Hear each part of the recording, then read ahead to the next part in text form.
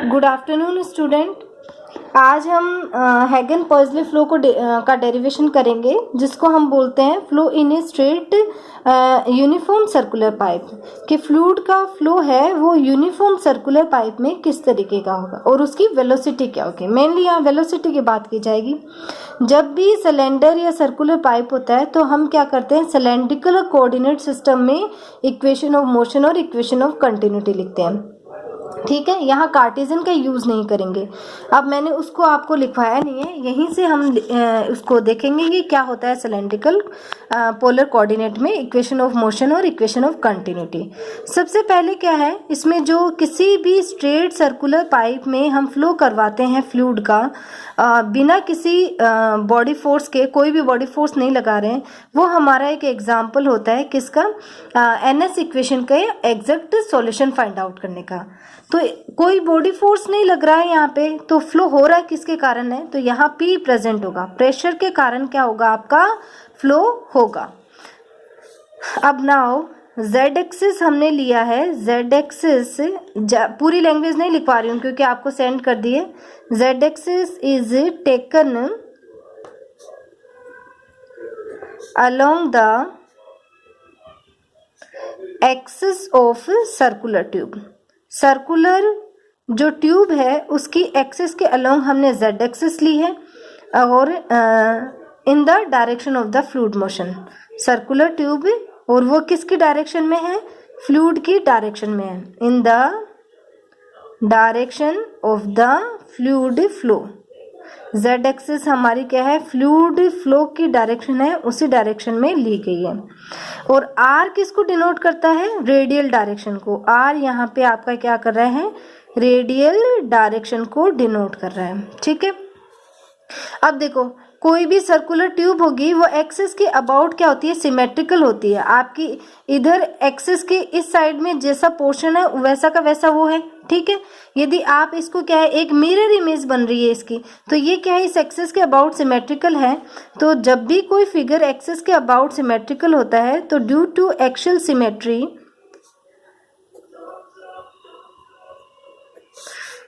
हर variable क्या रहता है, थीटा से इंडिपेंडेंट रहता है। थीटा का कोई मतलब नहीं रहता। एक्चुअली सिमेट्रिकल फिगर्स में हमारा जो हर वेरिएबल रहेगा वो थीटा से इंडिपेंडेंट रहेगा।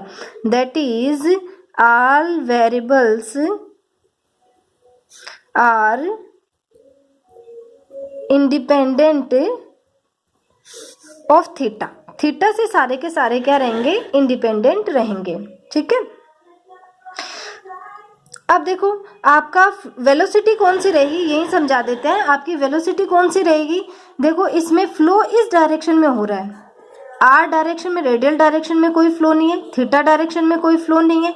तो इसका मतलब जो नॉन जीरो कंपोनेंट होगा वेलोसिटी का वो सिर्फ कौन सा होगा, आपका वी जेड रहेगा। इसको आगे लिखवा दूंगी मैं। तो अब now the equation of continuity in cylindrical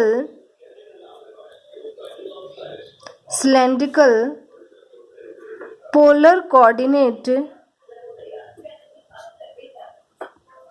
is कौन सी होगी, देखो क्या है, del rho by del t plus 1/r। आपकी फ्लूइड की बुक में लास्ट में वही सारी दे रखी हैं equations, r rho v r plus 1/r del by del theta rho we theta plus del by del z, और ये आपका रो वी जेड बराबर 0।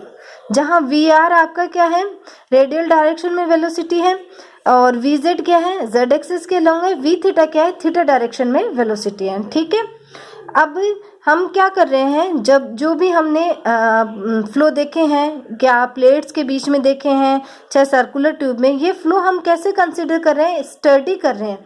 और कैसा है आपका, इनकम्प्रेसिबल है।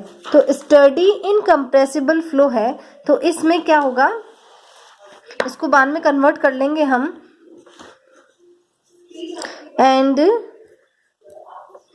Equation of motion, equation of motion क्या रहेगी, इक्वेशन ऑफ मोशन का आर कंपोनेंट, तीन इक्वेशन आएगी यहाँ पे भी, आर कंपोनेंट क्या रहेगा, rho D V are by D T, material derivative use किया है, माइनस वी थीटा का square by R equals to rho F R minus del P. एक बार हम सारे कंपोनेंट्स लिख रहे हैं, फिर जिन जिनको एब्सेंट किया उनको जीरो करते जाएंगे, प्लस म्यू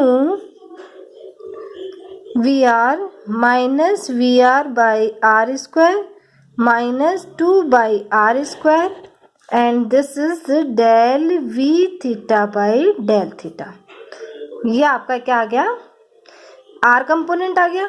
अब नाउ थीटा कंपोनेंट देखेंगे हम, तो थीटा कंपोनेंट क्या है, rho we theta by D T plus we theta by R F theta 1/r del P by del theta plus mu V theta by R plus, दिख रहा है यहाँ से, 2 बाई आर स्क्वायर और del we are by del theta. ये आपका कौन सा आ गया, थीटा कंपोनेंट आ गया इसका। अब हम लिखेंगे z कंपोनेंट और लिखेंगे z कंपोनेंट, तो rho D V Z by D T rho F Z minus del P by del Z plus mu del square V Z. ठीक है, जहाँ पे मटेरियल डेरिवेटिव हमारा होता क्या है, where d by D t equals to del by del t plus v r del by del are plus we theta by r. Polar coordinate में ये अलग रहेगा भाई, बाई डेल जेड। ठीक है, और सिमिलरली आपने क्या है, डेल स्क्वायर का यूज भी किया, ये किसके बराबर, 1/r del by del r 1/r square del z square, ये वैल्यू है। अब देखो, since the motion is steady, हमने मोशन कैसा कंसीडर किया है, स्टडी है। Since the motion is steady and the fluid flow in z direction only, सिर्फ किधर कर रहा है, z डायरेक्शन में है, then the non-zero component of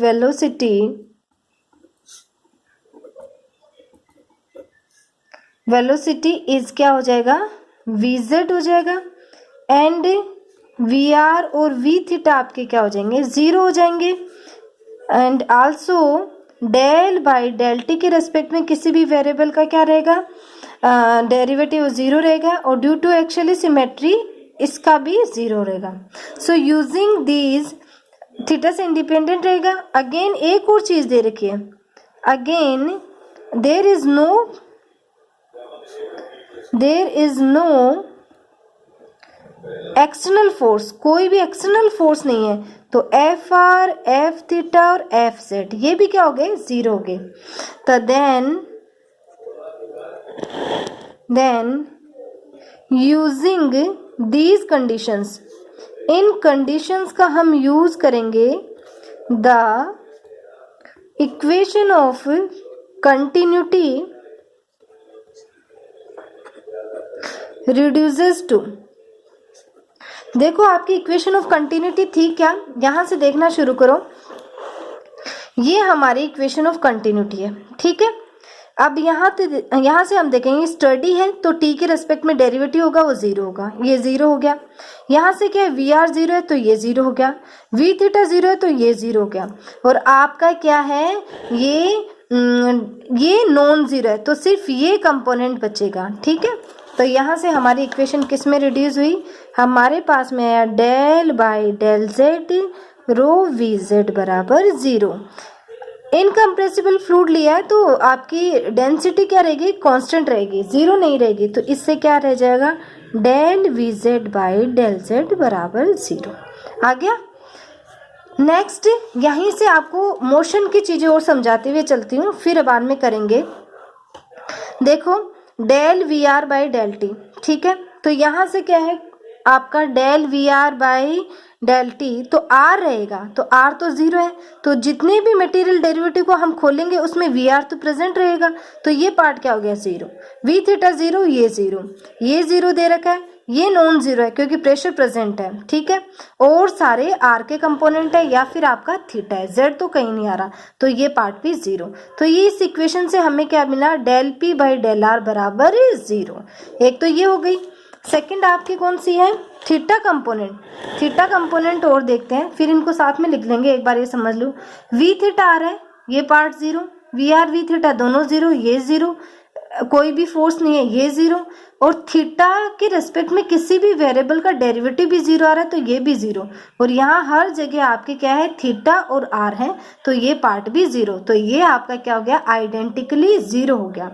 Z component में हम देखते हैं, तो जेड कंपोनेंट निकालेंगे, वी जेड जीरो नहीं है, तो डेल बाई डेल टी को ओपन किया तो ये चीज आई, तो वी जेड का टी के रेस्पेक्ट में डेरिवेटिव जीरो आएगा।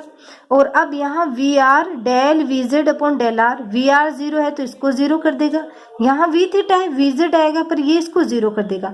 सिर्फ बचेगा कौन सा, ये वाली चीज बचेगी इसमें, ठीक है। एक तो ये आया। सेकंड ये जीरो है, minus del P by del z आएगा आपके पास में, और यहाँ से क्या आया, प्लस म्यू, और इसको और ओपन कर दो डेल स्क्वायर को, तो यहाँ पे क्या रहेगा आपके पास में ये फर्स्ट टर्म रह जाएगी, ये वाली टर्म रहेगी, ये नहीं रहेगा और ये रहेगी, ठीक है। तो हम कैसे लिखेंगे इस इक्वेशन को, हम लिखते हैं अब,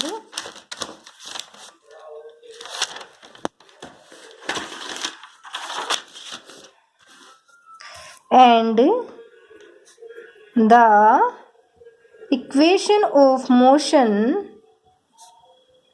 रिड्यूसेस टू, किस में रिड्यूस हो जाएगी आपके पास में, आर कंपोनेंट किस में रिड्यूस हो जाएगा, यहीं पे लिख रही हूँ, del P by del r बराबर जीरो। इसका मतलब क्या है, p is independent of r, ठीक है। थीटा के रेस्पेक्ट में भी पी का क्या है, जीरो रहेगा, तो इसका मतलब क्या है, this implies P is function of Z only, सिर्फ किसका फंक्शन रहेगा, जेड का फंक्शन रहेगा, ठीक है। अगेन थीटा कंपोनेंट क्या हो गया था, आइडेंटिकली जीरो हो गया था, जीरो बराबर जीरो। जेड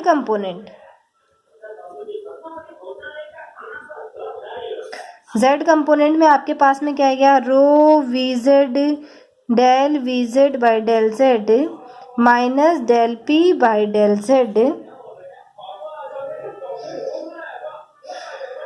ठीक है। और फिर आपके पास में आया प्लस म्यू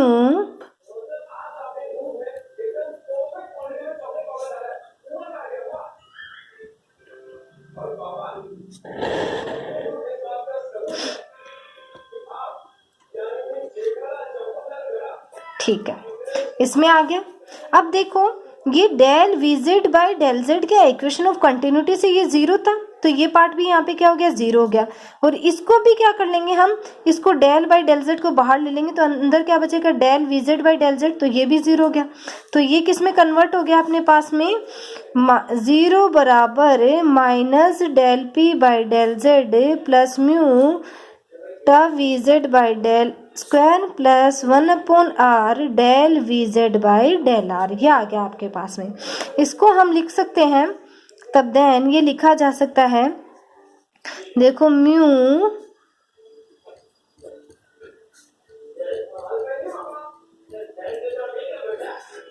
बराबर del P by del Z. अब हम देखेंगे वीजेड हमारा क्या था, इक्वेशन ऑफ कंटिन्यूटी से, देखो इसको यहाँ समझाने के लिए लिख रही हूँ, इक्वेशन ऑफ कंटिन्यूटी क्या है, del V Z by del Z बराबर जीरो। इसका मतलब वीजेड क्या है, is independent of Z, Z से इंडिपेंडेंट है। और आपकी एक्चुअली सिमेट्रिक से ये आ गया, इसका मतलब वी जेड क्या है, v Z is independent of theta. तो z और थीटा से है तो इसका मतलब क्या है, v Z is function of r only, सिर्फ किसका है, r का है, और आपका p हमने पहले बता दिया था z का है। तो सिर्फ एक ही वेरिएबल का जब डिपेंड करता है तो हम क्या करते हैं, पार्शियल की जगह टोटल डेरिवेटिव यूज करने लग जाते हैं। D two V Z by del are plus 1/r D V Z by D R, और इसको लिख सकते हैं D P by D Z. ठीक है, इतना हमने इसमें कर लिया। अब हम इस इक्वेशन को क्या करेंगे, सॉल्व करेंगे। तो सॉल्व करने के लिए हम क्या करेंगे, देखो इसको और सिंप्लीफाई करते हैं। r कॉमन ले लिया हमने, तो इसको लिखा r D two V Z by are square है D R square plus D V Z by D R, और इधर ले गए हम ये r और म्यू और ये D P by D Z. ठीक है, इसको कैसे दिखा नहीं होगा आप लोगों को, ये लिख दिया। इतना करने के बाद में हम इसको r से मल्टीप्लाई कर दिए, इधर इनको इस साइड में ले गए। इसको लिख सकते हैं हम d बाई डी आर और r D V Z by D R, और इधर के r mu D P by D Z. देखो हम इंटीग्रेट करेंगे r के रेस्पेक्ट में, ये r का फंक्शन नहीं है तो इसका मतलब एज ए कांस्टेंट ट्रीट होगा। तो ऑन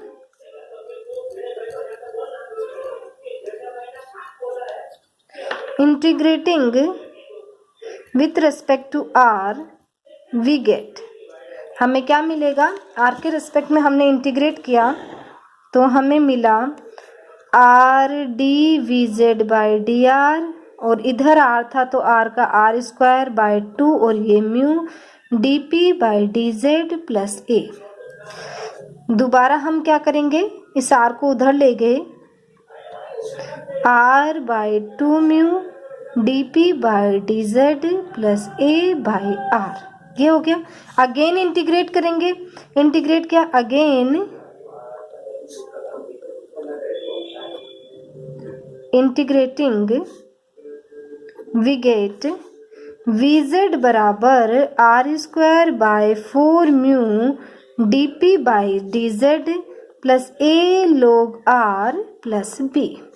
ये क्या है, हैगन-पॉइसले फ्लो में क्या है, आपकी एनएस इक्वेशन का एग्जैक्ट सॉल्यूशन है, या फिर हम कह सकते हैं सर्कुलर पाइप में वेलोसिटी डिस्ट्रीब्यूशन है, जहां ए और बी क्या है, आर्बिट्री कांस्टेंट है, जिनको हम क्या बाउंड्री कंडीशन की हेल्प से फाइंड आउट करेंगे। ये आगे का हम अगली क्लास में करेंगे। ओके।